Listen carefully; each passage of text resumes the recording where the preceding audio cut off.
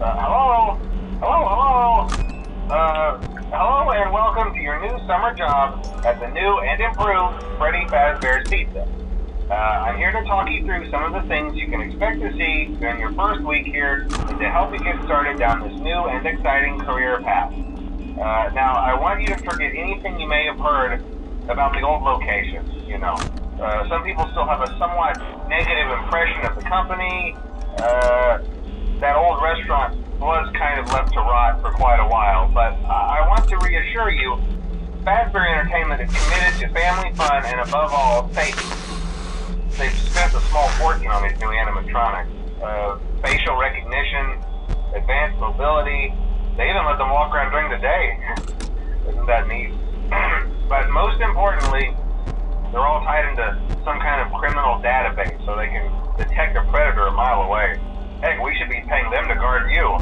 Now that being said, no new system is without its kinks. You're only the second guard to work at that location. The first guy finished his week but complained about conditions. We switched him over to the day shift. So, hey, lucky you, right? Mainly he expressed concern that certain characters seemed to move around at night and even attempted to get into his office. Now, from what we know, that should be impossible. That restaurant should be the safest place on Earth. So while our engineers don't really have an explanation for this, the working theory is that the robots were never given a proper night mode. So when it gets quiet, they think they're in the wrong room. So then they go try to find where the people are, and in this case, that's your office. So our temporary solution is this. There's a music box over by the prize counter, and it's rigged to be wound up remotely. So just every once in a while, switch over to the prize counter video feed and wind it up for a few seconds. It doesn't seem to affect all of the animatronics, but it does affect one of them. And as for the rest of them, we have an even easier solution. You see, there may be a minor glitch in the system, something about the robot seeing you as an endoskeleton without its costume on and wanting to stuff you into the suit.